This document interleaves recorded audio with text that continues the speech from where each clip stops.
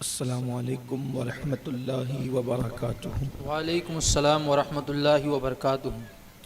الحمد للہ رب العالمین قل هل يستوي الذين يعلمون والذين لا يعلمون صدق اللہ العظیم۔ قال سید الکونین صلی اللہ تعالی علیہ وآلہ وسلم العلم حیات الاسلام وعماد الدین، او کما قال علیہ الصلاة والسلام صدق اللہ وصدق رسول اللہ صلی اللہ تعالی علیہ وآلہ وسلم۔ مدد کن یا معین الدین چشتی۔ انتہائی عقیدت و محبت کے ساتھ میرے ساتھ مل کر بلند آواز سے پڑھنے الصلاة والسلام علیک یا رسول اللہ، الصلاۃ والسلام علیک یا رسول اللہ، الصلاة والسلام علیک یا نبی اللہ، الصلاۃ والسلام علیک یا نبی اللہ، الصلاة والسلام علیک یا حبیب اللہ، الصلاۃ والسلام علیک یا حبیب اللہ، وعلی آلک واصحابک یا نور اللہ، وعلی آلک واصحابک یا نور اللہ، صلی اللہ تعالی علیہ وسلم۔ صلی اللہ تعالی علیہ وسلم۔ وہ دانائے سبل مولائے کل ختم الرسل جس نے غبار راہ کو بخشا فروغ وادی سینہ، سبحان اللہ۔ نگاہ عشق و مستی میں وہی اول وہی آخر، وہی قرآن وہی فرقان وہی یاسین وہی طٰہٰ۔ سبحان اللہ سبحان اللہ۔ بارش بیان کے ساتھ ہی شروع ہو گئی ہے، الحمدللہ سبحان اللہ۔ اور یہ اتفاق ہے کہ تسلسل کے ساتھ جب بھی کوئی تحریکی پروگرام شروع ہوتا ہے تو موسم بدلتا ہے، الحمدللہ سبحان اللہ۔ اور اکثر جلسے والے یہ اعلان کرتے ہیں کہ بارش ہونے کی صورت میں پروگرام فلاں جگہ ہوگا، یعنی جگہ بدل جائے گی، سبحان اللہ۔ اور سنی دعوت اسلامی کا اعلان ہوتا ہے کہ بارش ہوگی تو بھی پروگرام وہی ہوگا جہاں ہونا ہے۔ سبحان اللہ۔ نعرہ تکبیر، نعرہ رسالت، نعرہ حیدری، نعرہ حیدری، سنی دعوت اسلامی۔ اس لیے کہ میری تقریر حسینیوں میں ہوتی ہے، سبحان اللہ سبحان اللہ۔ اور حسینی بھاگنے والی قوم نہیں ہے۔ بے شک بے شک سبحان ایک اللہ۔ بات کہوں، یہ بھاگنے والی نہیں بلکہ بھیگنے والی قوم ہے۔ بے شک سبحان اللہ سبحان اللہ۔ رحمت نظر آئے تو بھی اس میں بھیگتے ہیں اور نہاتے ہیں، اور جہاں رحمت نظر نہ آئے اور رحمتوں کا نزول ہو تو بھی اس میں بھیگتے اور نہاتے ہیں۔ بے شک سبحان اللہ۔ صرف اپنے موبائل کی حفاظت کریں، باقی اللہ پہ چھوڑ دیں۔ جتنی دیر تک آپ کا سپورٹ میرے ساتھ رہے گا انشاءاللہ میں اتنی دیر گفتگو کر لوں گا، تھوڑی دیر، اور آپ انشاءاللہ اس کو سنیں گے۔ میں جانتا ہوں کہ مرد تو اٹھ کے جائیں گے نہیں، عورتیں بھی نہیں جاتی۔ میں نے دیکھا ہے کہ ہماری خواتین مائیں اور بہنیں دودھ پیتے بچوں کو گود میں لے کر کے کھڑے ہو کر تقریر سنتی ہے مالیگاؤں میں۔ یہ اپنے شہر کا ریکارڈ ہے الحمدللہ۔ الحمدللہ۔ تو اگر آپ اجازت دیں تو میں بات کروں یا ختم کر دوں؟ سبحان اللہ سبحان اللہ۔ ماشاءاللہ سبحان اللہ۔ آئیے درود شریف پڑھ لیں جو ہم بارش کے موقع پہ پڑھتے ہیں۔ اللہم اللہم صلی علی صلی علی سیدنا سیدنا و مولانا ومولانا محمد محمد بعدد بعدد قطرات قطرات الامطار۔ الامطار۔ اس درود شریف کی فضیلت کو آپ بار بار سن چکے ہیں کہ جب کوئی بندہ اس درود شریف کو پڑھتا ہے تو اللہ تبارک و تعالی اسے بارش کے قطروں کی تعداد کے برابر درود شریف پڑھنے کا ثواب عطا فرماتا ہے۔ سبحان اللہ سبحان اللہ۔ الحمدللہ۔ اللہ تبارک و تعالی عافیت کے معاملات فرمائیں۔ یہ جو تعلیمی اجلاس ہے میں اس کا مقصد پہلے آپ کے سامنے پیش کرتا ہوں۔ یہ جو عنوان ہمارے امید ٹیم سنی دعوت اسلامی امید ٹیم کے جوانوں نے تحریک سنی دعوت اسلامی کے زیر اہتمام یہ جو محفل سجائی، یہ کئی مہینوں سے ہمارے درمیان چرچے میں تھی یہ محفل کہ کووڈ کے بعد سے तसलसल के साथ ये देखा जा रहा है। इसको छोटा कर दो ताकि पब्लिक मुझे दिखे और मैं पब्लिक को दिखूं। कैमरा या साइड कर दो या छोटा कर दो। न ये मुझे दिखते हैं ना मैं इनको दिखता हूँ। हाँ बस एक बार दुरूद शरीफ पढ़ लें। اللهم صل على سيدنا شفينا ومولانا محمد بعدد قطرات الأمطار صلاة على حبيبك خير الخلق كلهم بعدد قطرات الأمطار وأوراق الأشجار وأسماء الثمار صلاة والسلام عليك يا جد الحسن والحسين۔ تو یہ محفل ہمارے درمیان چرچے میں تھی کہ کووڈ کے بعد سے شہر مالیگاؤں میں خاص طور پر تعلیم کو لے کر گراوٹ آئی، غریبوں کے درمیان بھی اور امیروں کے درمیان بھی۔ غریب کے بچے تو اس لیے اسکول سے اٹھائے جا رہے ہیں اور غریب کے بچے جو ہے وہ اس لیے جو ہے وہ ڈراپ آؤٹ لے رہے ہیں اسکولوں سے کہ کووڈ کے بعد سے لوگوں کی معیشت اور معاش جو ہے وہ بہت گرا ہے اور بڑے پریشانی کے حالات لوگوں کے سامنے آئے ہیں۔ جو غریب تھا وہ بہت غریب ہو گیا، بلکہ یہ صرف مالیگاؤں میں نہیں پورے ہندوستان بھر میں جو لوگ کووڈ کے موقع پر کاروباری اعتبار سے کمزور ہوئے تھے، انہوں نے قرضے لیے، معاملات ہوئے، وہ اب تک سنبھل نہیں پائے۔ اور مالداروں کے بچوں کے تعلیم سے دلچسپی کم ہونے کی وجہ یہ ہوئی کہ کووڈ کے موقع پر موبائل کے اندر تعلیم کا سلسلہ شروع ہوا، تو اب بچوں کو ہم نے تعلیم کے لیے موبائل دیے، لیکن بچے 2 گھنٹہ 3 گھنٹہ اس پر پڑھتے لکھتے تھے آن لائن، اور باقی کے پورا وقت وہ گیم کھیلنے میں اور پتہ نہیں کیا کیا دیکھنے میں گزار دیتے تھے۔ نتیجہ یہ ہوا کہ مالداروں کے بچے بھی جو ہے وہ موبائل کا شکار ہو کر ان کی توجہ تعلیم کی طرف سے ہٹ گئی، اور غریب کا بچہ تو غربت کی وجہ سے مارا گیا۔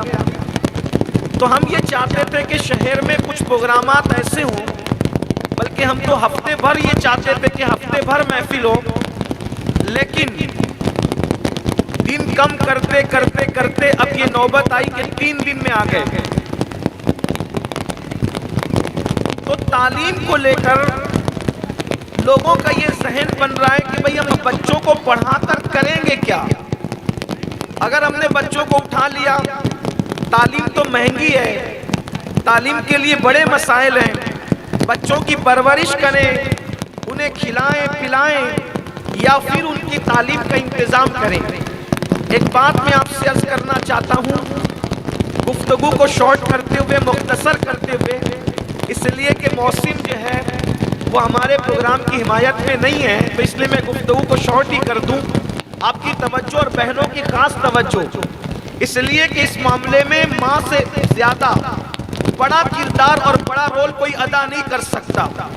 آپ اندازہ فرمائیں کہ جب جتنی بڑی ہستیاں ہیں، سرکار امام اعظم کو لے لیں، حضور غوث اعظم کو لے لیں، سرکار غریب نواز کو لے لیں، حضور محبوب الہی کو لے لیں، بابا فرید الدین گنج شکر کو لے لیں، سرکار صابر کلیر کو لے لیں، یہ جتنی بڑی بڑی ہستیاں ہیں یہ سب غریب گھروں کے اندر انہوں نے پرورش پائی ہے، اور اکثر ان میں سے جتنوں کی مائیں ہیں، ساری مائیں اکثر و بیشتر نوجوانی میں بیوہ ہوئی ہیں اور بیوگی کے عالم میں انہوں نے زندگی گزاری ہے، اور پھر بیوہ ہونے کے بعد بھی ان لوگوں نے اپنے بچوں کو چرخہ کاٹ کر، اپنے بچوں کو فاقہ کشی کر کے، اپنے بچوں کو محنت مزدوری کر کے تعلیم دلائی۔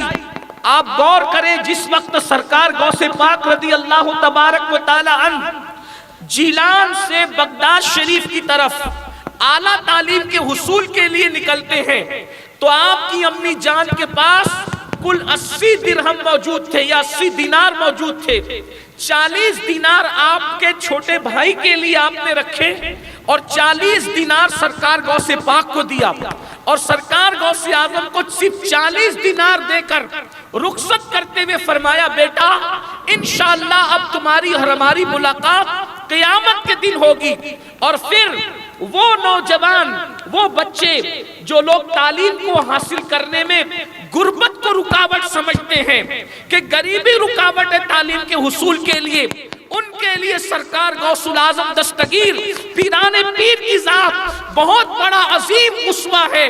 ہم لوگ غوث پاک کو نیاز کے حوالے سے تو جانتے ہیں، غوث پاک کو ہم جو ہے وہ مردہ زندہ کرنے والے کے حوالے سے تو جانتے ہیں، ہم غوث الاعظم دستگیر کو اللہ اکبر بڑے پیران پیر کی حیثیت سے تو جانتے ہیں، لیکن غوث اعظم کو اس حیثیت سے بھی لوگ جانے کہ اتنی غربت کے باوجود کل سرمایہ، کل اثاثہ صرف 40 دینار ہے، اور 40 دینار لے کر ایک ملک سے دوسرے ملک، ایک شہر نہیں ایک ملک سے دوسرا ملک، اس لیے کہ گیلان جو ہے وہ ایران میں آتا ہے اور بغداد عراق میں آتا ہے، یعنی کہ صرف 40 دینار لے کر ایک ملک سے دوسرے ملک سرکار غوث پاک تشریف لے جاتے ہیں۔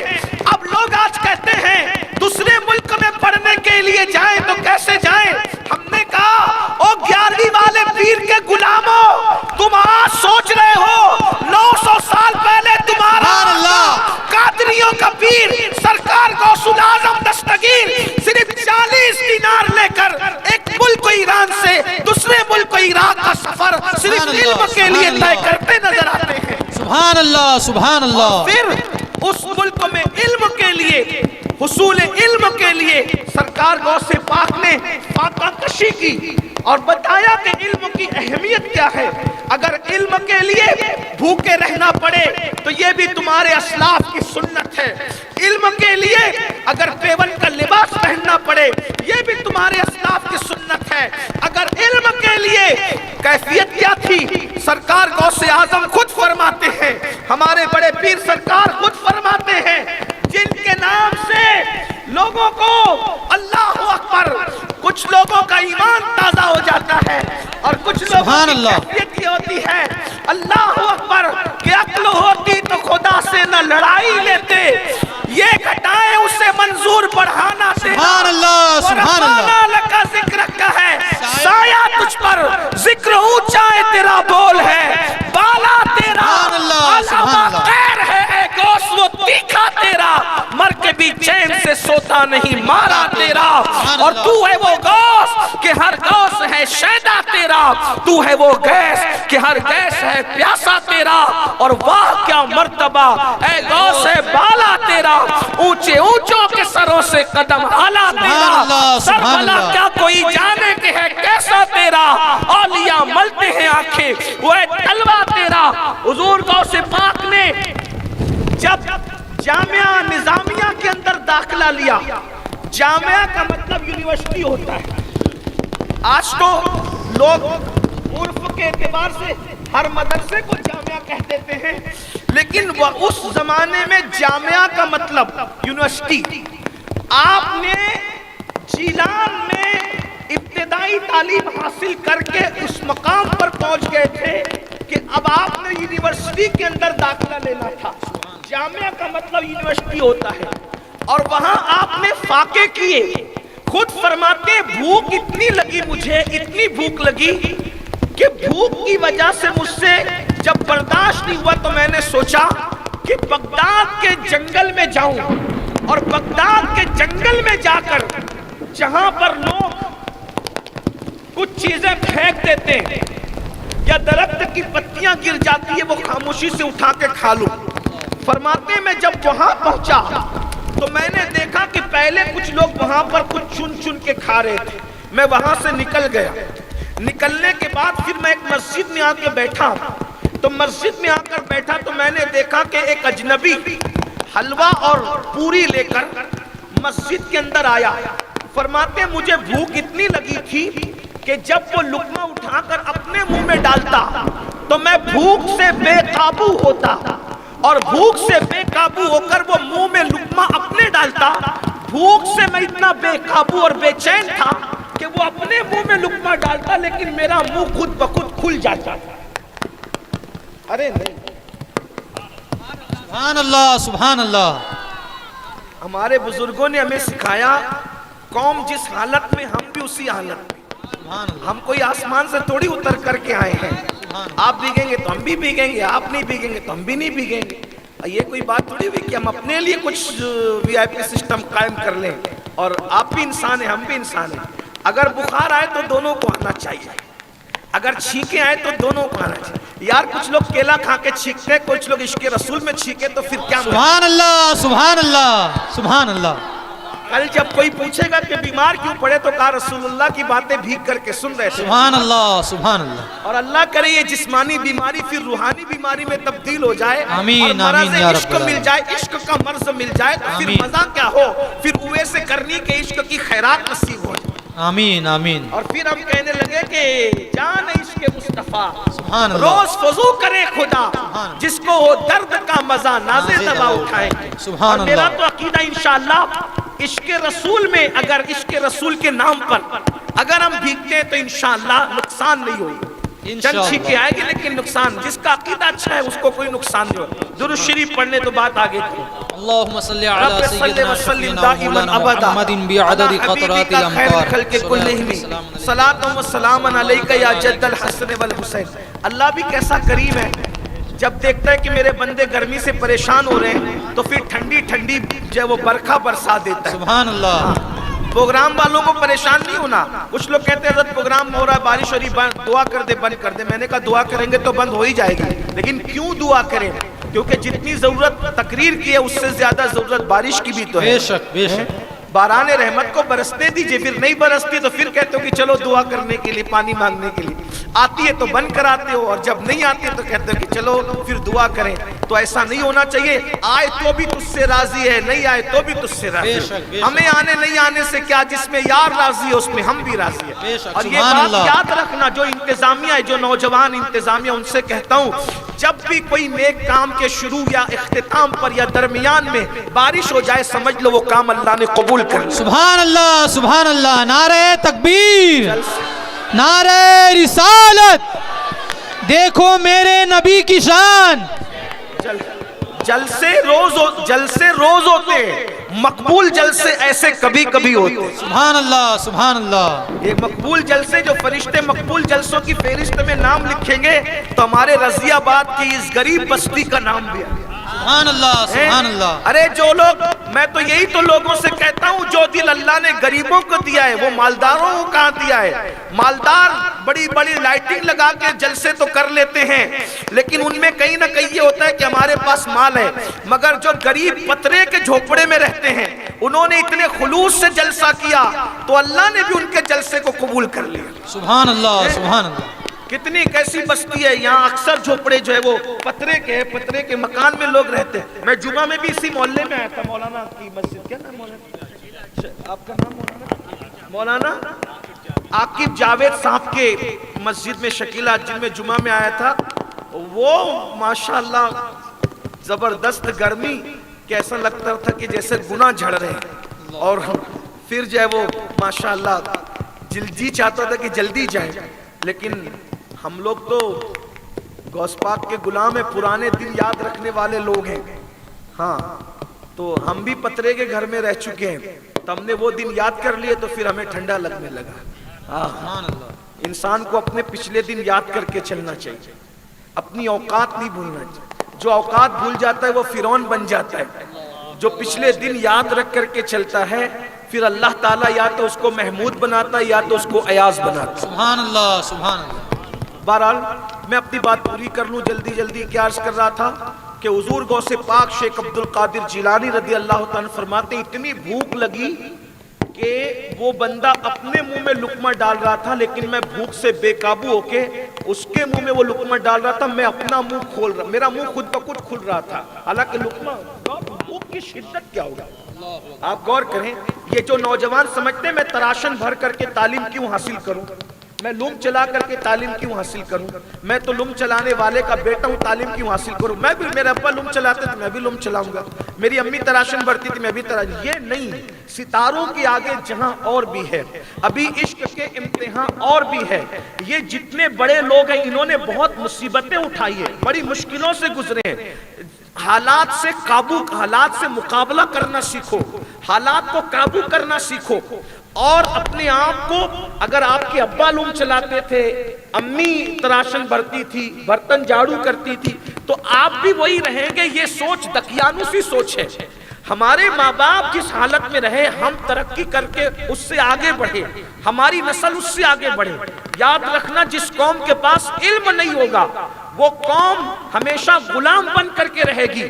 اگر لوگوں کے بازو سے بازو لگا کر کے کھڑے ہونا ہے، اگر لوگوں کے درمیان اپنے ضمیر کا سودا ہونے سے بچنا ہے، اگر لوگوں کی غلامی سے بچنا ہے، تو علم حاصل کرو اور اپنے بچوں کو ہی پڑھاؤ۔ اور جو میرے بھائی لوم چلانے والے، تراشن بھرنے والے، اور جو وہ مزدوری کرنے والے، محنت کرنے والے، ان سے کہتا ہوں 8 گھنٹے کی بجائے جو وہ 12 گھنٹے کی بجائے 16 گھنٹے ڈیوٹی دو، محنت کرو، لیکن اپنے بچوں کو پڑھاؤ۔ اس لیے کہ خوبصورت بچہ اگر جاہل ہو جائے تو اس کی خوبصورتی کام نہیں آتی، لیکن ایک کالے کلوٹے رنگ کا بچہ اعلیٰ تعلیم حاصل کر لے تو وہ بھی لوگوں کے سروں پہ بٹھایا جاتا ہے۔ کیوں؟ اس لیے کہ علم کی اہمیت ہے۔ قرآن نے خود کہا هل يستوي الذين يعلمون والذين لا يعلمون، علم والے اور بغیر علم والے، پڑھے لکھے اور ان پڑھ، دونوں کبھی برابر نہیں ہو سکتے۔ علم کی بڑی اہمیت ہے، اور کس مصیبت سے بزرگوں نے علم حاصل کیا۔ غوث پاک فرماتے ہیں کہ وہ منہ میں لقمہ ڈالتا تھا، میرا منہ خود بخود کھلتا تھا۔ بالآخر اس نے مجھے دیکھا اور دیکھ کے کہا، جوان تو کون ہے؟ تو کون ہے؟ تو کہا کہ میں ایران کا، گیلان کا رہنے والا ہوں۔ ایران کا ایک قصبہ ہے گیلان، آپ کو جیلانی کہتے ہیں، چونکہ عربی میں گاف نہیں ہوتا، اصل وہ گیلانی ہے، لیکن گیلانی کو عربی میں گاف کو جیم میں بدل کر جیلانی کہتے ہیں، لیکن اصل گیلانی ہی ہے۔ تو چونکہ وہ گیلان تھا، ایران کی وجہ سے عجم میں گاف کا استعمال ہوتا ہے، تو کہا کہ میں گیلان کا ہوں، گیلانی ہوں، میرا نام عبد القادر ہے۔ تو اس نے کہا میں بھی تو گیلان کا ہوں۔ اور عبد القادر نام کا ایک جوان ہے، اس کی امی نے مجھے کچھ روپیے دے کر کے بھیجے تھے اور کہا تھا کہ میرے بیٹے کو یہ دے دینا، تو میں اس کو ڈھونڈ رہا، ملائی نہیں وہ مجھے، تو چونکہ میں نے اسی کے پیسے میں سے یہ حلوہ پوری خرید کے کھا لی ہے، تو فرمایا وہی تو میں ہوں، میری امی نے بھیجا۔ تو غوث پاک کہتے ہیں میں نے شکر ادا کیا کہ میں اس کا نہیں کھا رہا ہوں بلکہ یہ بھی میرا ہی کھا رہا ہے۔ سبحان اللہ، سبحان اللہ، سبحان اللہ۔ اندازہ کریں اس مصیبت میں سرکار غوث پاک نے پڑھا، اور پڑھنے کے بعد اپنے زمانے کے شیخ الاسلام بنے، چاروں فقہ کے مفتی بنے۔ اب بات میں سمیٹتے ہوئے عرض کروں، آپ کو ہمت نہیں ہارنا ہے، پڑھانے والوں کو بھی اور پڑھنے والوں کو بھی۔ نمبر 1، غربت کتنی ہو، غوث پاک کی غربت یاد کرو۔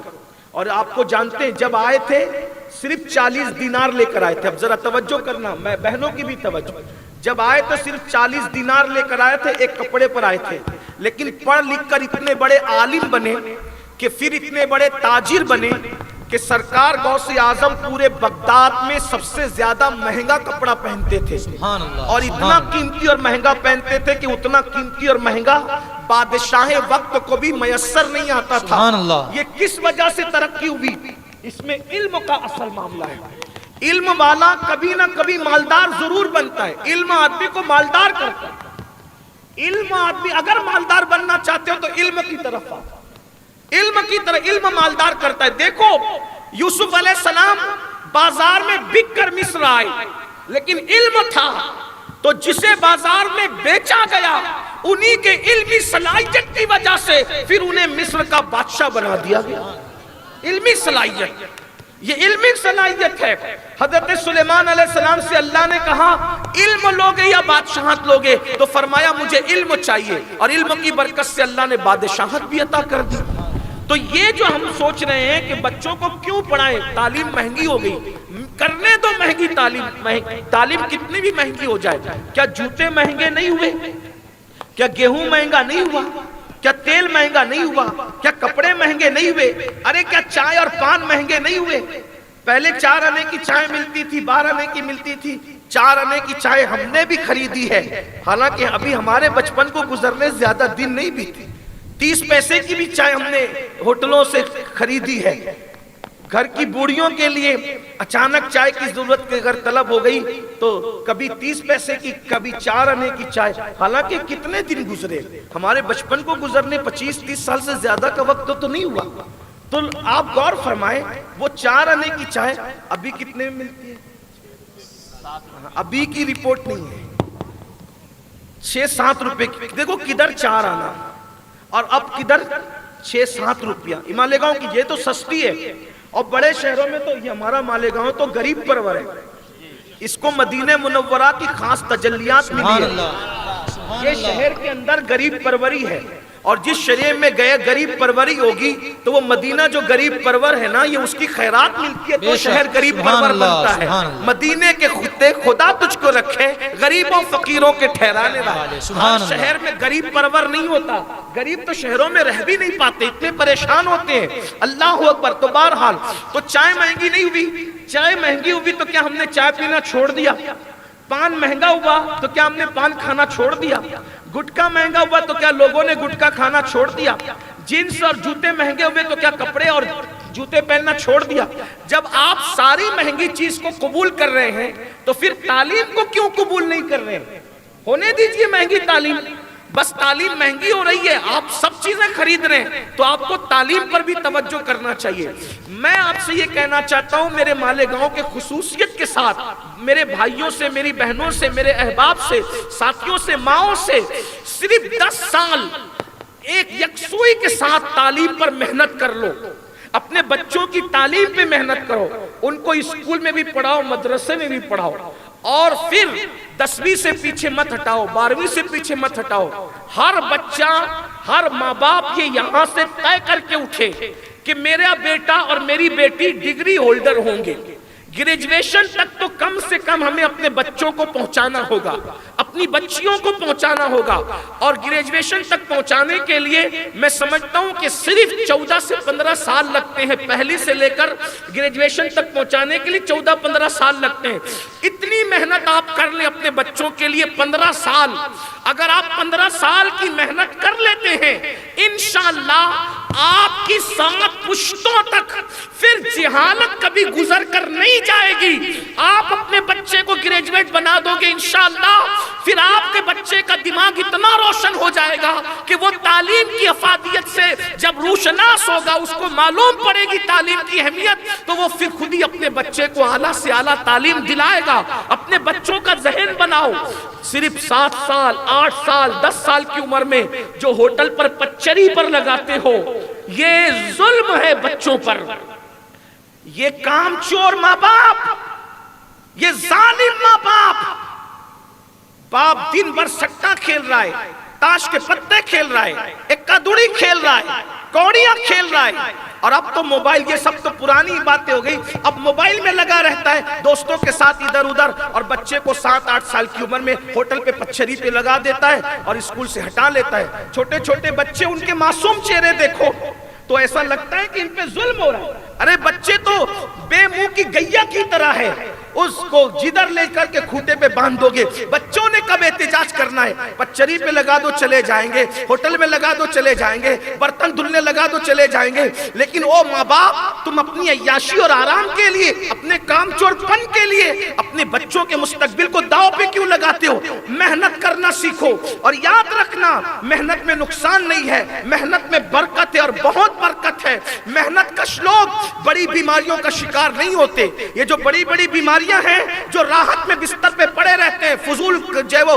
پڑے رہتے ہیں، کوئی کام نہیں کرتے، ہمیشہ یاد رکھنا محنت کش طبقہ ہمیشہ بڑی بیماری سے محفوظ رہے گا، محنت کش طبقہ ہمیشہ گناہ سے محفوظ رہے گا، جو کام میں لگا رہے گا اس کو گناہ کرنے کے لیے ٹائم کب ملے گا؟ اس لیے دیکھنا دیہات والے شہر والوں سے زیادہ تندرست رہتے، کیوں؟ کیونکہ شہر کے لوگ آرام پسند ہوتے ہیں اور دیہات کے لوگ محنت کش ہوتے ہیں۔ کیا آپ نے کھیتوں میں کام کرنے والوں کے لیے سنا کہ ان کو شوگر ہو گئی؟ کیا آپ نے کھیتوں میں کام کرنے والے ہل چلانے والوں کے لیے سنا کہ ان کو بلڈ پریشر ہو گیا؟ یاد رکھنا یہ جتنی بیماریاں ہیں یہ آرام اور تعیش کی بنیاد پر ہے، اور اسلام محنت کش دین ہے، محنت کی بات کرتا ہے۔ ارے اس مذہب میں محنت کی اہمیت کیا ہوگی جس مذہب کا رسول اپنے ہاتھوں میں کڑھاڑی لے کر کے خود خندق کھودتا نظر آتا ہے، اور جو پتھر اوروں سے نہیں ٹوٹتا وہ پتھر میرے مصطفیٰ جان رحمت توڑتے نظر آتے ہیں۔ اللہ اکبر۔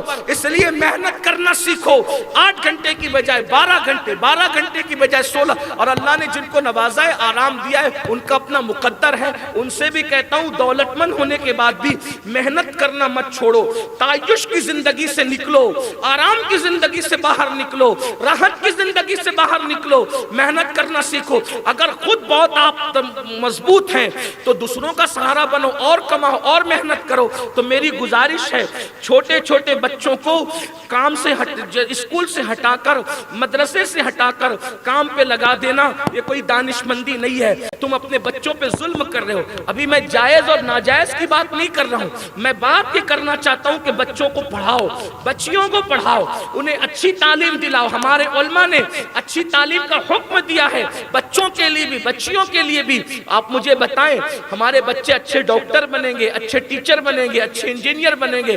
اور ایک بات میں آپ کو بتاؤں، اللہ اکبر، اگر غریب کا بچہ پڑھتا ہے اور پڑھ کے آگے بڑھتا ہے، انشاءاللہ وہ کبھی بھی کرپشن نہیں کرے گا، انشاءاللہ زیادہ تر۔ کیوں؟ اس لیے کہ وہ جس غربت کی راہ سے گزرا ہے، جب وہ کسی مجبور بے کس اور بے بس کو دیکھے گا تو اس کو اپنے مجبور باپ کا چہرہ یاد آئے گا، اپنی ماں کا مجبور چہرہ یاد آئے گا، وہ لوگوں کے ساتھ اچھا سلوک کرے گا، اچھے انداز سے پیش آئے گا۔ اس لیے میری گزارش ہے کہ اپنے بچوں کو پڑھائیے۔ اب کچھ لوگ یہ کہتے ہیں کہ حضرت میرا بچہ بڑا بدھو ہے، میرا بچہ بڑا بدھو ہے، اس کا دماغ ہی نہیں چلتا پڑھنے میں۔ یہ بات بھی غلط ہے، اللہ نے کسی کو بدھو پیدا نہیں کیا، یہ بات خاص خیال رکھنا۔ اللہ نے کسی کو بدھو پیدا نہیں کیا، اللہ نے سب کو عقل دی، اللہ کی تقسیم سب کے لیے برابر ہے۔ بس یہ ہے کہ کسی بچے کو حوصلہ دینے کی ضرورت ہے۔ بے شمار ایسے بچے ہیں جو کئی مرتبہ فیل ہو گئے مگر ان کو حوصلہ دیا گیا تو وہ بچے اعلیٰ تعلیم حاصل کر کے بہت بڑے مقام اور مرتبے پر پہنچے۔ اس لیے اپنے بچوں کو بدھو سمجھ کر کے ہٹائیے مت، اور بچوں کا ذہن بنائیے۔ دیکھیے سب سے پہلے تعلیم کے لیے بچوں کا ذہن بنانے کی ضرورت ہے۔ بچپنے سے ان کو بتائیے، ان کو آپ ذہنی تربیت کیجئے کہ تمہیں کیا بننا ہے۔ ہمارے بچپنے میں بچوں سے ماں باپ پوچھتے تھے، ہر بڑا پوچھتا تھا بڑے ہو کے کیا بنو گے۔ آج کل تو یہ سب فکر ہی ختم ہو گئی۔ ماں باپ اپنے بچوں کو جیتے جی یتیم کر چکے ہیں، ادھر ماں موبائل لے کے بیٹھتی ہے، ادھر باپ موبائل میں مصروف رہتا ہے۔ بچوں کا ذہن کون بنائے گا؟ بچوں کی تربیت کون کرے گا؟ بچپنے سے۔ اچھا ہم جب پوچھتے ہیں تمہارا بچہ کیا بنے گا، بولے ابھی 10ویں کا رزلٹ آنے کے بعد سوچیں گے۔ حیرت ہے، دنیا کی دوسری قوم بچہ پیدا بھی نہیں ہوا، ان کا منصوبہ بن گیا۔ غور کریں، جس قوم کے پاس ایمان نہیں، جس قوم کے پاس قرآن نہیں، جس قوم کے پاس اللہ کے رسول جیسا قائد نہیں، وہ قوم بچہ پیدا ہونے سے پہلے منصوبہ بن گیا میں نے بنانا کیا ہے، اور اسی انداز سے وہ بچے کو لے کے چلتے ہیں۔ اور ہمارا حال یہ کہ جب 10ویں کا رزلٹ آئے گا تب سوچیں گے، 12ویں کا رزلٹ آئے گا تب سوچیں گے۔ بچے کو کیا پڑھی ہے، اس کو پتا ہے کہ جیسا رزلٹ آئے گا ویسا مجھے ہانکا جائے گا۔ اگر بچے کو پہلے ٹارگٹ مل جائے کہ تمہیں اتنے پرسنٹ لانے ہیں بیٹا، اتنے پرسنٹیج تمہارے آنے ہیں تاکہ تمہیں اس فیلڈ میں جانا ہے، یہ بچپنے سے ذہن پرورش پاتا ہے۔ جب بچپنے سے ذہن پرورش پاتا ہے تو انسان فیلڈ میں ترقی کرتا ہے۔ میرے بھائیوں، اس لیے اپنے بچوں کی پہلے سے ذہنی تیاری کیجئے۔ اور ہمارے شہر کے بہت سارے غریب لوگ ہیں جنہوں نے غربت میں بھی بہت ہمت سے کام لیا اور آج وہ ایک اعلیٰ پوسٹوں پر ہے۔ آخری بات عرض کر رہا ہوں، انشاءاللہ کل جو ہے میں آپ کے سامنے باضابطہ عنوان پر پوری گفتگو کروں گا۔ موسم نے ظاہر سی بات ہے حالات جو بدلا وہ آپ کے سامنے ہے، تو میں آخری بات کے طور پہ عرض کر رہا ہوں، اس کو آپ سنیں۔ میری ایک پروفیسر خاتون سے ملاقات ہوئی،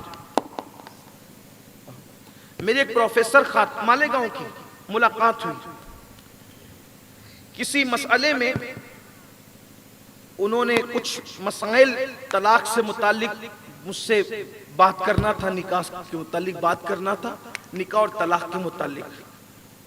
تو ان کے آنے کے متعلق مجھے کہا گیا کہ وہ تشریف لانے والی، تو میں نے پوچھا کہ یہ کون ہے کیا ہے، تو مجھے ان کا بیک گراؤنڈ خاندانی بتایا گیا کہ یہ جو اس وقت پروفیسر ہے وہ بہت غریب گھر کی خاتون، اور ان کی شادی ان کے ماں باپ نے 10ویں کے بعد یا 9ویں یا 10ویں کے بعد کسی سے کر دی تھی۔ بہنوں کی خاص توجہ، آپ کی بھی 9ویں یا 10ویں کے بعد، مجھے صحیح یاد نہیں آ رہا چونکہ تقریباً 10-12 سال ہو گیا اب اس بات کو، 9ویں یا 10ویں کی جو بھی آگے پیچھے سمجھ سکتے ہیں، اگر ان تک بھی بات پہنچے تو وہ برا نہیں مانیں گی کہ میری 9ویں یا 10ویں کی میں تو مجھے یاد نہیں رہا۔ تو 9ویں یا 10ویں کے بعد نارمل گھرانے میں اس کی شادی کر دی، وہ لوگ بھی غریب تھے، جس کے یہاں شادی ہوئی وہ بھی غریب تھا۔ اب وہ غربت کے بعد بھی اس کے پیٹ میں 4 پیر تھے، غریب ہو کر بھی شراب پیتا، جوا کھیلتا، بہت مار پیٹ کرتا، بالآخر زندگی نکتی رہی۔ پھر وہ ایک وقت ایسا آیا کہ معاملہ یہ ہو گیا کہ اب اس کو طلاق مل جائے، اس کو طلاق ہو گئی، اور اس نے طلاق پانے کے بعد ہمت نہیں آ رہی، اس نے فیصلہ کیا کہ اب میں نے دوسرا نکاح بعد میں کرنا ہے، پہلے تعلیم حاصل کرنا۔ وہ جو 9ویں 10ویں کے بعد جو ان کا تعلیمی سلسلہ رک گیا تھا، میں نے تعلیم حاصل کی۔ اس کے بعد انہوں نے طلاق کے بعد اس حادثے کو بھلا کر تعلیم کے لیے اپنے آپ کو تیار کیا۔ بہت ساری بچیاں طلاق ہوتی ہے تو پھانسی لینے کی بات کرتی ہے، خودکشی کی بات کرتی ہے، ہمت ہار جاتی ہے۔ یاد رکھنا یہ دنیا ہے، اور یہ دنیا حادثات کی جگہ، جنت وہ جگہ ہے جہاں حادثہ نہیں ہے، یہ دنیا حادثات کی جگہ، یہاں حادثے ہوتے رہے۔ یہ دنیا ہے، یہاں موسم بدلنے کے لیے ٹائم لگتا ہے، انسان کے دماغ بدلنے کے لیے ٹائم نہیں لگتا۔ محبت کرنے والے آپ کی جان لے سکتے ہیں، پیار کرنے والے آپ کو مار سکتے ہیں، تعریف کرنے والے آپ کی مخالف بن سکتے ہیں۔ تو یہ دنیا ہے، اور دنیا کہتے ہیں اس کو جو انتہائی ذلیل ہو، یہ ذلیل جگہ ہے، یہ اولیا نہیں بلکہ دنیا ہے۔ دنیا کہتے ہیں اس کو جو بہت گری ہوئی چیز ہے۔ یہاں لوگ چند سکوں کے لیے کسی کا مرڈر کر دیتے، یہاں لوگ چند روپیوں کے لیے پوری قوم سے غداری کر دیتے، یہاں لوگ میر جعفر، میر صادق جیسے لوگ دنیا میں پیدا ہوتے ہیں، چند دولت کے سکوں کے لیے اپنے سلطان ٹیپو کی جان کا سودا کر دیتے۔ یہ دنیا ہے، شراب کی بوتل کے لیے لوگوں نے نبی کی جان کا سودا کر دیا۔ یہ دنیا ہے، صرف برادری کی خاطر اللہ کے سچے رسول خاتم النبیین سے لوگوں نے بغاوت کی۔ جب مسلمہ کذاب نے جھوٹی نبوت کا دعویٰ کیا تو اس کی برادری کو سمجھایا گیا کہ وہ جھوٹا ہے، تمہیں پتا ہے، وہ کیریکٹر لیس ہے، تمہیں پتا ہے۔ انہوں نے کہا ہم سب مانتے ہیں وہ سب کچھ ہے، لیکن چونکہ ہماری برادری کا آدمی ہے اس لیے ہم اس کا ساتھ دیں۔ یعنی سچے نبی کو چھوڑا۔ یہ دنیا ہے، یہ حال ہے دنیا کا۔ یہ دنیا میں حادثات ہوتے رہیں گے، مگر یاد رکھنا حادثات ہو تو حادثات ہونے کے بعد ہمیں ہمت نہیں ہارنا ہے۔ حضرت صلاح الدین ایوبی کا قول ہے، ہزاروں جنگ ہارنے سے وہ نقصان نہیں ہوتا جو ایک مرتبہ ہمت ہارنے سے نقصان ہوتا ہے۔ یاد رکھنا زندگی کی 1000 جنگ ہار جانا، مگر ایک مرتبہ کبھی ہمت مت ہارنا، حوصلہ مت ہارنا۔ اللہ اکبر۔ اس لیے کہ مومن کا عزم اس کو نئی زندگی عطا کرتا ہے، اور مومن کی شان ہے جب وہ کوئی عزم کر لیتا ہے تو ہر لمحے خدا اس کی تقدیر بدلتا ہے، ہر لمحے اس کی تقدیر اللہ بدلتا ہے۔ اللہ اکبر۔ یہ عزم کی برکتیں ہیں، ہار جیت میں تبدیل ہوتی ہوتی ہے، پستی بلندی میں تبدیل ہوتی ہے، گراوٹ عروج میں تبدیل ہوتی ہے، ناکامی کامیابی میں تبدیل ہوتی ہے۔ اور کسی مفکر کا جملہ ہے، ہر ناکامی کے پیچھے ایک کامیابی چھپی ہوئی ہوتی ہے، ہر ناکامی کے پیچھے ایک کامیابی چھپی ہوئی ہوتی ہے۔ اس لیے کبھی مایوس مت ہونا۔ اس خاتون نے بھی یہی کیا، طلاق کے بعد وہ مایوس نہیں ہوئی، اس نے تعلیم کے حصول کا فیصلہ کیا اور غربت کے باوجود اس نے تعلیم حاصل کی۔ مالیگاؤں میں، یہ غریب پرور شہر میں پہلے ایسا ہوتا تھا کہ تعلیم کا حصول غریبوں کے لیے کچھ آسان تھا، اور اس کی وجہ یہ تھی کہ جو کلبے اور ادارے ہیں وہاں سے کتاب بھی تقسیم ہوتی تھی اور بیاضیں بھی تقسیم ہوتی تھی۔ غریبوں کے بچے کتاب بھی لے کر اور بیاضیں لے کر مفت میں وہ لوگ تعلیم حاصل کرتے تھے۔ اب کلب والوں کا مطلب کیا ہوا؟ یعنی پہلے کے کلب والے کتنے اچھے تھے کہ وہ سال میں ایک مرتبہ کتاب بیاض پین کاپی تقسیم کرتے تھے تو غریبوں کے بچے اسی میں مفت میں تعلیم حاصل کر لیتے۔ اب کلبیں تو بہت ہو گئی مالیگاؤں میں، مگر کلب کا مطلب کیا؟ بیٹھ کر کے نشہ کر رہے ہیں۔ کلب کا مطلب کیا؟ گنڈا گردی کر رہے ہیں۔ کلب کا مطلب کیا؟ گندی فلمیں دیکھ رہے ہیں۔ کلب کا مطلب کیا؟ موبائل کے اوپر گیم کھیل رہے ہیں۔ کلب کا مطلب کیا؟ لڑکیوں کو چھیڑا جا رہا ہے۔ کلب کا مطلب، حالانکہ سب کلب والے ایسے نہیں ہیں، لیکن زیادہ تر کلب والے، کون تقسیم کرتا ہے آج کتابیں؟ کہاں تقسیم ہو رہی ہے؟ بند ہو گیا یہ سسٹم۔ کون کے تقسیم کرتا ہے قلم؟ کون تقسیم کرتا ہے کاپیاں؟ بلکہ کل کے مقابلے میں آج تکلیف زیادہ ہے، تو یہ سسٹم کو تو اور فروغ پانا چاہیے تھا، لیکن یہ سسٹم ختم ہو گیا۔ بتائیے، ان میں کئی لوگ بیٹھے ہوں گے پڑھے لکھے جنہوں نے کلب کی کتابیں حاصل کر کے علم حاصل کیا، کلب کی بیاضیں حاصل کر کے علم حاصل کیا۔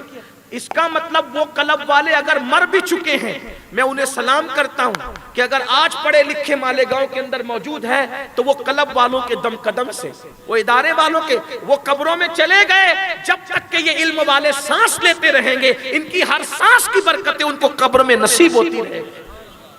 ادارہ بنانے کا مقصد عیاشیاں نہیں ہے، ادارہ بنانے کا مقصد جو ہے وہ معاذ اللہ ہول پاڑ نہیں ہے۔ میں تو دیکھتا ہوں کہ کلب کے اندر ایک دوسرے میں پڑے رہتے ہیں، بلکہ کلبوں کے اندر اب لڑکے اغلام بازیاں کر رہے ہیں۔ یہ صورتحال ہے، بلکہ گھروں میں موقع نہیں ملتا تو یہ گندگی قلبوں میں کر رہے ہیں۔ کہاں سے برکت ہوگی؟ یہ دستور زباں بندی ہے کیسا تیری محفل میں، یہاں تو بات کرنے کو ترستی ہے زباں میری۔ ہم نے اپنی نگاہوں سے وہ مناظر دیکھے ہیں، گانجا پی جا رہی ہے، نشہ کیے جا رہے ہیں، سگریٹ پی جا رہی ہے، یعنی جو بگڑا ہوا لڑکا نہیں ہے اگر وہ کلب میں چلا جائے تو بگڑ جائے۔ پھر کہتا ہوں سب کلبیں ایسی نہیں ہیں، لیکن زیادہ تر یہ حال ہو گیا ہے، یہ حالات ہیں۔ ارے ادارے بناؤ تو قوم کو اٹھانے کے لیے، کلبے بناؤ تو قوم کو سنوارنے کے لیے، قوم کو سدھارنے کے لیے، بلکہ جو کلبے ہوا کرتی تھی، ادارے ہوا کرتے تھے، محلے میں جھگڑا اگر نہیں نپٹتا تھا، کلب والے بیچ میں گھس جاتے تھے تو جھگڑا ختم ہو جاتا، وہ ثالثی کا کردار ادا کرتے تھے، سب ختم ہو گیا۔ متاع دین و دانش لٹ گئی اللہ والوں کی، یہ کس کافر ادا کا غمزہ خوریز ہے ساقی۔ مالیگاؤں والوں، گرد و غبار میں، گھمنڈ اور غرور میں اور دنیا کے چکا چون مکر و فریب میں ڈوب کر اپنی زندگی کے مقصد کو فراموش مت کرو۔ کل کلبے کم تھی، آج بہت زیادہ ہے۔ اگر کلب والے آج بھی وہ سسٹم شروع کرے، وہ کام شروع کرے، بہتوں کے چلے کل ایک سسٹم تھا بیاض تقسیم کرنے کا، اب آج کے بچے بیاض اس طرح لینے نہیں آئیں گے جیسے کل آتے، وہ قطار نہیں لگائیں۔ آج کے بچوں کا مزاج بدل گیا ہے، تو کرنا کیا ہے؟ کرنا کیا ہے؟ دیکھیں ہم لوگ بھی کرتے ہیں کام، ہمیں پتا ہے کہ جب بچے قطار لگا کر کے بیاض اور کاپی لینے نہیں آئیں گے، قلم لینے نہیں آئیں گے، تو پھر کوئی ضروری ہے کہ کاپی قطار لگا کر ہی آپ کریں؟ آپ یہ کر سکتے ہیں کہ چپکے سے اس کی اتنی رقم اس کے گھر پہنچا دیں، اس کی فیس چپکے سے بھر دیں۔ دیکھیں کچھ کام چپکے سے کرنا سیکھیں۔ چپکے سے جو کام کیا جاتا ہے وہ خالص اللہ کے لیے ہوتا ہے، اور جو کام خالص اللہ کے لیے ہوتا ہے وہ آپ کو اللہ والا بنا دیتا ہے۔ آج ہم ہر کام واٹس ایپ کے لیے کر رہے ہیں، فیس بک کے لیے کر رہے ہیں۔ ہمارے ہاں جب تک کارپوریٹر کا سسٹم نہیں تھا، کونسلر ہوتے تھے، تو اس کلب میں جو کاپیاں کتابیں تقسیم ہوتی تھی اس میں کونسلر لوگ بھی بہت اچھا حصہ لیتے تھے، بلکہ اکثر کلبوں میں کوئی نہ کوئی ایک کونسلر کی سرپرستی رہتی ہی تھی، اس کے ہاتھوں سے بٹتی تھی کتاب۔ تو اب تو کارپوریٹر بن گئے ماشاءاللہ لوگ، اگر وہ لوگ تک میری بات پہنچے وہ برا نہیں مانے، میں ان کو مشورہ دے رہا ہوں، وہ کم سے کم کارپوریٹر اپنے محلے میں گٹر اور سنڈاس اور روڈ کی سیاست سے اٹھ کر کم از کم یہ بھی تو سوچے یار جو بچوں کی اسکول کی فیس وہ نہیں بھر سکتے، چلو میں بھر دوں۔ دیکھیے صرف چند چیزوں کو لے کر کے اگر ہم لے کر کے چلتے ہیں تو اس سے کام نہیں بنتا۔ بہت گٹروں کی بات کر لی، سڑکوں کی بات کر لی، بیت الخلا کی بات بہت کر لی، قوم کو تھوڑا سا تعلیم کی طرف بھی لے جاؤ۔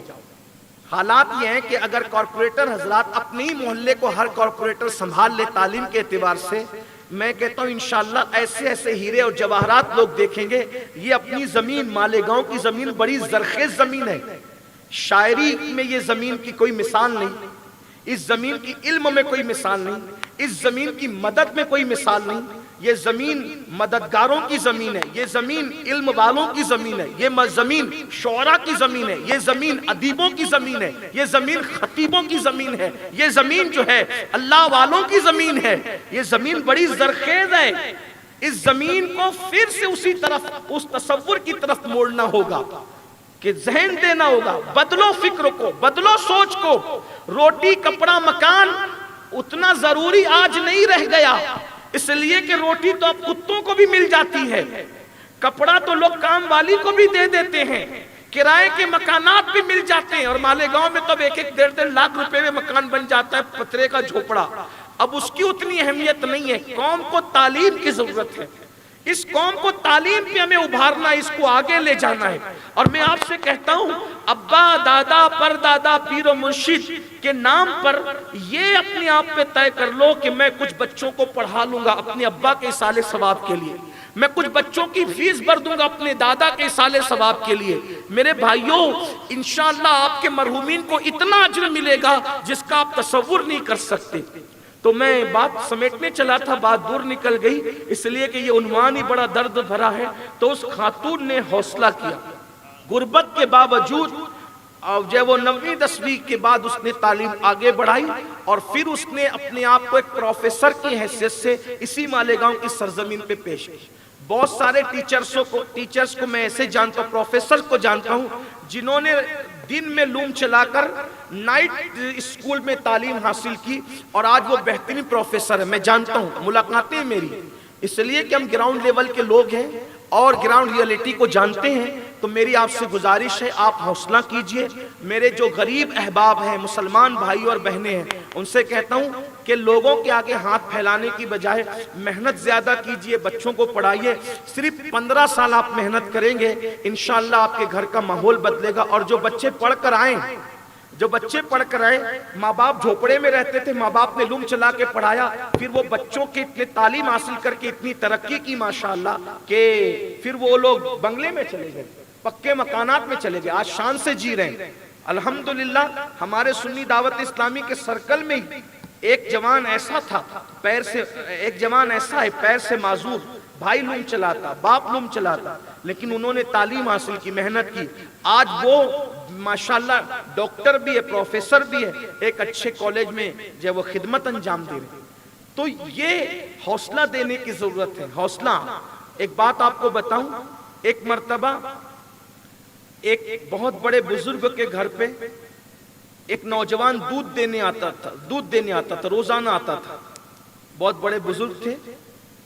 تو ایک دن گھر میں بچے نہیں تھے تو وہ بزرگ خود دودھ لینے کے لیے نکلے، جوان کو دیکھا کہ بالکل کڑیل جوان تھا، خوبصورت تھا، کہا بیٹا کیا کرتے ہو؟ کہا بابا دودھ بیچتا ہوں۔ پڑھے کہاں تک ہو؟ کہا یہاں تک پڑھا ہوں، اتنا، آگے کیوں نہیں پڑھا؟ غربت کی وجہ سے۔ بہت تنبیہ کی، بہت نصیحت کی، اور بہت نصیحت کی کرنے کے بعد اتنا ان کو ابھارا، بیٹا دودھ بھی بیچو لیکن پڑھائی جاری کرو، پڑھائی جاری کرو، پڑھائی جاری کرو۔ اس نے وعدہ کیا پڑھائی جاری کرنے کا، اور پڑوس کی ملک کا پھر وہ بہترین پروفیسر بنا، صرف اس دودھ والے کو نصیحت کرنے کی۔ وہ بزرگ نے نصیحت کی۔ میری خود کی بھی عادت ہے، اگر میں ہوٹل میں کسی نوجوان کو دیکھتا ہوں تو اس سے پوچھتا ہوں کہاں تک پڑھے، آگے کیوں نہیں پڑھتے؟ تو ان کو کوشش کرتے ہیں موٹیویٹ کرنے کی، ان کو نصیحت کرنے کی۔ اور الحمدللہ تعالی بہت سارے ایسے جوان بچے اور بچیاں جنہوں نے تعلیمی سلسلے کو روکنے کی کوشش کی، لیکن سنی دعوت اسلامی کی طرف سے جب ان کو پش کیا گیا، آج وہ بہترین ڈگریاں حاصل کیے ہوئے ہمارے رابطے میں کام کرنے، قوم و ملت کی خدمت کرنے۔ یہ تعلیمی بیداری اجلاس اسی لیے ہے کہ آج آپ سب کو عہد کرنا ہے کہ ہم محنت کریں گے، اور ہمارے مہریرہ کے بزرگوں نے یہ اعلان کیا، نعرہ دیا، آدھی روٹی کھائیں گے، بچوں کو پڑھائیں گے۔ اور ہمارے قائد، ہمارے امیر قبلہ امیر سنی دعوت اسلامی نے نعرہ دیا، ایس ڈی آئی کا کام کریں، علم اور اخلاق اہم کریں، علم کی طرف بڑھیں۔ آپ اپنے بچوں کے لیے پلان بنائیے کہ مجھے بھوکے رہنا پڑے گا، میں رہوں گا، مجھے کپڑے نہیں ملیں گے چلے گا، لیکن میں اپنے بچوں کو پڑھاؤں گا، کم سے کم گریجویشن تک ہمیں لے جانا ہے اپنے بچوں کو، یہ آپ کو عہد کرنا ہے۔ بتاؤ، میں نے نماز کا وعدہ آپ لوگوں سے جب لیا، آپ نے نماز کا وعدہ کیا، اب آج یہ وعدہ کون کرتا ہے کہ انشاءاللہ ہم اپنے بچوں کو، بچیوں کو، اپنے پوتوں کو، نواسوں کو پڑھانے کے لیے محنت کریں گے انشاءاللہ؟ کتنے لوگ ہاتھ اٹھاتے ہیں؟ اگر یہ محفل میں اٹھائے رکھیں، ہاتھ اٹھائے رکھیں، ہاتھ اٹھائے رکھیں۔ بارش میں بیٹھ کر تو تقریر سن لی، لیکن اگر آپ نے یہ عہد کر لیا اور انشاءاللہ اس پر محنت کی، آج سے 10-15 سال کے بعد ان اجلاسوں کو یاد کیا جائے گا کہ بارش میں بھیگ کر کے یہ اجلاس کیے گئے تھے، اور اسی سے آواز اٹھی تھی اور پورے مالیگاؤں کے اندر انقلاب آیا تھا۔ یاد رکھنا، انقلاب بہت بڑی تعداد میں لوگ پیدا نہیں کرتے، چند لوگ اٹھتے ہیں اور انہی سے انقلاب پیدا ہو جاتا ہے۔ انشاءاللہ تعلیمی انقلاب ہمیں شہر میں برپا کرنا ہے، نیچے کیجئے۔ ورنہ یاد رکھیے، آج ہمارے مالیگاؤں کا حال یہ ہے، جہالت کی وجہ سے نشہ عام ہو رہا ہے، جہالت کی وجہ سے قتل عام ہو رہا ہے، دیکھ رہے ہیں گولیاں چل رہی ہے، قتل ہو رہے ہیں، تماشا کیا بنا رکھا ہے، شہر تماشا بن، جہالت کی وجہ، جہالت نے نشے کو عام کیا، نشے نے یہ قتل غارت گری کو عام کیا۔ میرے بھائیوں، کسی کا مرڈر ہوتا ہے، پورے لوگ کھڑے رہ کر کے ایسے تماشا دیکھتے ہیں جیسے بقرعید کا بیل ذبح ہو رہا ہے، کوئی روکتا کیوں نہیں؟ کوئی ہے روکنے والا؟ کیوں؟ دین نہیں ہے ان کے اندر، غیرت مر چکی ہے، مذہب جو ہے وہ ضمیر مردے ہو چکے ہیں، مذہب سے کا یہ سودا کر چکے ہیں، ان کی روحیں، ان کے ضمیر ان کو ملامت نہیں کرتے، اس لیے کہ پیٹ میں حرام اتنا چلا گیا ہے کہ اب ان کے اندر کسی کی ہمدردی نہیں رہ گئی۔ سوچو تو صحیح، کون روکے گا؟ اور یہ سب جہالت کی وجہ سے ہے۔ جب تک کہ جہالت کا خاتمہ نہیں ہوگا، آپ نشے کا خاتمہ نہیں کر سکتے، آپ خودکشی کا خاتمہ نہیں کر سکتے، آپ قتل غارت گری کا خاتمہ نہیں کر سکتے، آپ طلاق کی یہ بڑھتی ہوئی شرح کو روک نہیں سکتے، یہ زنا، ظلم، زیادتی، اس کو ختم نہیں کر سکتے۔ علم ہے، علم نور ہے، علم اجالا ہے، علم اسلام کی زندگی ہے۔ ایک ان پڑھ کی سوچ میں، ایک پڑھے لکھے کی سوچ میں فرق ہے، ایک ان پڑھ کی گفتگو میں پڑھے لکھے کی گفتگو میں فرق ہے۔ ان پڑھ ہے، پڑھا لکھا ہے۔ حل یستوی الذین یعلمون والذین لا یعلمون، علم والے اور ان پڑھ دونوں برابر نہیں ہوتے۔ ایک مثال دیتا ہوں، پڑھا لکھا اور ان پڑھ بات کیسی کہی جاتی ہے۔ ایک مرتبہ ایک حجام کا بیٹا تھا، توجہ کرو، حجام کا بیٹا، بلکہ 2 بیٹے تھے، ایک ان پڑھ تھا، ایک پڑھا لکھا۔ دونوں ایک تقریب میں گئے، پڑھا لکھا اور ان پڑھ دونوں، لیکن تھے حجام کے بیٹے۔ ایک نے نہیں پڑھا بدماشی کی وجہ سے، ایک نے پڑھ لیا، اور دونوں گئے تقریب میں۔ تو کچھ بدماش لوگ ہوتے ہیں نا، انتہائی ذلیل قسم کے، کہ جو باپ کے پیشے کی وجہ سے اولاد کو تانا دیتے، جن کے باپ انہیں چوری کر کے حرام کھلا کے پالتے ہیں تو انہیں ہر پیشہ حقیر لگتا ہے۔ لیکن یاد رکھنا، چوری کرنا حقیر ہے، ڈکیتی کرنا حقیر ہے، رشوت کھانا حقیر کام ہے، لیکن حلال روزی، چنے بیچنا، سبزی بیچنا، آٹو چلانا، حجامت کرنا، یہ حقارت والے پیشے نہیں۔ حلال تو حلال ہے۔ اور میں آپ سے کہتا ہوں، اگر آپ کا باپ لوم مزدور ہے اور آپ اگر ڈاکٹر بن گئے تو آپ کو چھپانا نہیں چاہیے، فخر سے کہنا چاہیے کہ میں لوم مزدور کا بیٹا ہوں، میرے باپ نے مجھے حلال کھلا کر کے پالا ہے، رشوت لے کر کے نہیں پالا۔ فخر کیجئے، آپ نے حلال کھایا ہے۔ اپنے باپ کا تعارف کرانے میں کبھی نہیں شرمانے کا، اور حلال روزی کا تعارف کرانے میں۔ تو کچھ لوگ ذلیل ہوتے ہیں نا، جو باپ کی جو وہ حلال روزی کی بنیاد پہ کسی کو نشانہ بناتے ہیں، لیکن وہ ذلیل لوگ ہوتے اس لیے کہ ان کے وہ حلال سے کبھی متعارف نہیں ہوتے۔ تو کچھ لوگوں نے یہ کہا حجام کا بیٹا ہے، چلو مذاق اڑائیں گے۔ تو ان پڑھ اور پڑھے لکھے دونوں پہنچے، تو ان پڑھ سے پوچھا تیرا باپ کیا کرتا ہے؟ تو اس نے کہا میرا باپ حجام ہے۔ ہنس دیے سب، ہے حجام کا بیٹا ہے۔ پڑھے لکھے سے پوچھا تمہارے ابا کیا کرتے ہیں؟ اب دیکھو پڑھے لکھے کا جواب، کہا میرے ابو وہ ہیں کہ وہ ہر بڑے سے بڑے آدمی کے سر پہ ہاتھ رکھتے ہیں، ہر بڑے سے بڑے آدمی کے سر پہ ہاتھ رکھتے ہیں۔ مطلب کیا؟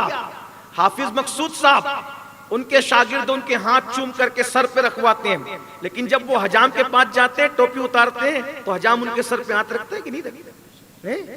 بڑے سے بڑا پیر ہو، بڑے سے بڑا عالم ہو، بڑے مولانا رفیق صاحب ہو، سید صاحب ہو، خطیب صاحب ہو، ادیب صاحب ہو، ایم ایل اے صاحب ہو، ایم پی صاحب ہو، سب کے سر پہ ہاتھ کون رکھتا ہے؟ جو سب کے سر پہ ہاتھ رکھتا ہے اس کے سر پہ ہاتھ کون رکھتا ہے؟ پڑھے لکھے بیٹے نے کہا میرا باپ وہ ہے جو سب کے سروں پہ ہاتھ رکھتا ہے۔ گردنیں نیچی ہو گئی۔ بولو یہ جواب کہاں سے آیا؟ علم کی برکت۔ علم نے اس کے باپ کو ذلیل ہونے سے بچایا کہ نہیں بچایا؟ تو پڑھے لکھے کی سوچ اور ان پڑھ کی سوچ میں فرق ہے، پڑھے لکھے کی گفتگو اور ان پڑھ کی گفتگو میں فرق ہے۔ اس لیے پڑھو بھی پڑھاؤ بھی، اور پڑھنے کی کوئی عمر نہیں ہوتی، پڑھنے کی کوئی عمر نہیں ہوتی۔ شادی کے بعد بھی پڑھ سکتے ہو، ادھیڑ عمر میں بھی پڑھ سکتے ہو۔ ہمارے امام اعظم ابو حنیفہ نے شادی کے بعد تعلیم حاصل کرنا شروع۔ آپ نے بہت زیادہ جو تعلیم حاصل کی وہ شادی کے بعد۔ بہت سارے بزرگوں نے تعلیم، ہمارے حافظ مقصود صاحب جو جس پیر کے مرید ہیں، حضور سرکار برہان پور رحمت اللہ علیہ کے شہزادے پیر عبد الرشید صاحب اشرفی رحمت اللہ علیہ برہان پوری، انہوں نے بھی شادی کے بعد تعلیم حاصل کی۔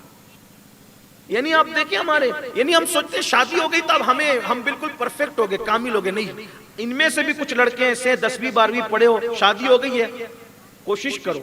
آج کل تو مولانا آزاد اور الگ الگ قسم کی یونیورسٹیاں ہیں، جو ہے وہ ان یونیورسٹیوں کے اندر آپ جو ہے وہ الگ سے تعلیم۔ ابھی ہمارے کچھ بچے یہاں موجود ہیں مبلغین، وہ لوگ اسکول پڑھا کر کے، یہ ہمارے قاری رضوان بیٹھے اچھی نعت پڑھتے ہیں ماشاءاللہ، ان کو ہرا میں لگایا گیا تھا اسلامیات پڑھانے کے لیے۔ ابھی ماشاءاللہ وہ کیا ایگزام دیا آپ نے؟ بی اے کا ایگزام دیا۔ حالانکہ تعلیم ان کی، یہ بھی بہت غریب گھرانے سے تعلق رکھتے، انہوں نے بھی تراشن بھر کر کے تعلیم حاصل کی ماشاءاللہ، اسکول میں لگے ہرا میں۔ اب بھی انہوں نے پڑھاتے پڑھاتے بی اے کی۔ اور بھی ہمارے ساتھی ہیں، کس کس کی مثال دیں؟ تو یہ سنی دعوت اسلامی صرف تقریر والی تحریک نہیں ہے، بلکہ ہم نے پہلے عمل کیا، عمل کروایا، آج آپ کے سامنے آئے ہیں۔ انشاءاللہ آپ کو آگے بڑھنا ہے انشاءاللہ۔ لیکن ایک آخری بات دل پہ لکھ لیجئے کہ آپ کو کرنا یہ ہے کہ دنیاوی تعلیم پڑھانے کے چکر میں اپنے بچوں کو دینی تعلیم سے نہیں روکنا۔ یعنی دنیاوی تعلیم بھی پڑھاؤ، لیکن ساتھ ساتھ دینی تعلیم بھی لازمی ہے انشاءاللہ تعالی۔ اللہ تعالیٰ سے دعا ہے کہ یہ جلسہ اللہ کرے جو وہ انقلابی ثابت ہو، اور یہ جو تحریک ہم لے کر کے چلے ہیں تعلیمی بیداری کے حوالے سے، اللہ کرے یہ بارور ہو۔ اور ویسے مالیگاؤں کے عوام و خواص نے جب بھی سنی دعوت اسلامی نے آواز دی، لوگوں نے اس کو سیریس لیا، لوگوں نے اس پہ عمل کیا۔ انشاءاللہ اس پر بھی لوگ عمل کریں گے، اور یہ ابھی 2-3 روز کے اجلاس ہیں، لیکن انشاءاللہ اس پر پھر جو ہے وہ آپ کی محبتیں ہمارے ساتھ ہیں تو ہم اس پر مزید اور کام کرنے کی کوشش کریں گے، کیونکہ 2-3 اجلاس اس پورے شہر کے لیے کافی نہیں ہے، اس کے لیے ہم سب کو محنت کرنا ہوگا انشاءاللہ۔ آپ سے بھی رشتہ داروں میں کوئی ملے، احباب میں کوئی ملے، آپ ان کو موٹیویٹ کریں، آپ ان کو تعلیم دیں، آپ ان کے جذبات بلند کریں، آپ ان کی حوصلہ افزائی کریں کہ ہر بندہ اپنے بچوں کو پڑھائے۔ شادی کی محفلوں میں جاؤ، لڑکوں سے پوچھو، لڑکیوں سے پوچھو، ذہین ہے، اگر وہ نہیں پڑھتے ہیں تو ان کو آگے بڑھانے کی کوشش کرو۔ اللہ تعالیٰ سے دعا ہے اللہ ہماری نسلوں کو پڑھائے، آپ کو پڑھائے، ہم سب کو پڑھائے، علم نافع عطا فرمائے، ہمارا شہر ترقی کرے، ہمارا شہر عروج پائے، ہمارا ملک ترقی کرے، ہمارا ملک عروج پائے۔ یاد رکھنا آخری جملے میں انشاءاللہ تینوں دن اس کو کہوں گا اپنی گفتگو کے اینڈ پر۔ پوری دنیا کے اندر لوگ کہہ رہے ہیں ہم اپنے بچوں کو ہتھیار دیں گے، میں کہتا ہوں دنیا بھر کے لوگوں کو اپنے بچوں کو ہتھیار دینے دیجئے، ہم اپنے بچوں کو ہتھیار نہیں دیں گے۔ انشاءاللہ ہم اپنے بچوں کے ہاتھ میں قلم اور اپنے بچوں کے ہاتھ میں کتابیں عطا کریں گے۔ جس کو ہتھیار دینا ہے وہ اپنے بچوں کو ہتھیار دے، دنیا اپنا معاملہ جانے۔ مسلمان انشاءاللہ رسول اللہ کے غلام اپنے بچوں کے ہاتھ میں ہتھیار نہیں، اپنے بچوں کے ہاتھ میں قلم دیں گے، اس لیے کہ ہتھیار اٹھتے ہیں تو آبادی ویرانوں میں تبدیل ہوتی ہے، اور قلم اٹھتا ہے تو ویرانے آبادی کے اندر تبدیل ہو جاتے ہیں۔ تو ہمیں آبادی کو ویرانہ نہیں بنانا ہے بلکہ ویرانوں کو آبادی میں تبدیل کرنا ہے، جنگل کو منگل بنانا ہے۔ ہمارے نبی ہتھیار لے کر کے نہیں، ہمارے نبی قلم لے کر کے آئے تھے۔ ہمارے نبی صلی اللہ علیہ وآلہ وسلم، ہاں ان کے ہاتھ میں ہتھیار ضرور تھا لیکن انصاف کا ہتھیار، اخلاق کا ہتھیار، قلم کا ہتھیار، علم کا ہتھیار، تقوی کا ہتھیار۔ اور پھر یہ ہتھیار نے ایسا کام کیا کہ قریب والا ابو بکر بھی بدل گیا اور دور والا اویس بھی تبدیل ہو گیا، اور زمانے نے پکار اٹھا وہ دانائے سبل مولائے کل فخر الرسل، جس نے غبار راہ کو بخشا فروغ وادی سینہ نگاہ عشق و مستی میں، وہی اول وہی آخر وہی قرآن وہی فرقان وہی یاسی وہی طٰہٰ۔ اللہ آپ سب کو سلامت رکھے۔ اتنی زور کی بارش ہوئی لیکن آپ اٹھ کر کے نہیں گئے، بہنیں بھی بیٹھی رہی۔ اللہ آپ سب کو بہتر جزا دے، آپ کی نسلوں کو اللہ اس کا بہتر صلہ عطا فرمائے۔ جب بھی مالیگاؤں کی تاریخ لکھی جائے گی تو آپ کی اور ہماری محبتوں کی داستان بھی لکھی جائے گی کہ مالیگاؤں کی عوام نے ایک فقیر بے نوا کو اتنی محبت دی تھی کہ اس محبت کی مثال نہیں ملتی۔ شاید لوگ تاج محل کی محبتوں کو تو بھلا سکتے ہیں لیکن بارش میں اس گفتگو کے سننے کے مزاج کو لوگ فراموش نہیں کر سکیں گے۔ اللہ تعالی ہماری محبتوں میں مزید اضافہ فرمائے۔ السلام علیکم ورحمۃ اللہ وبرکاتہ۔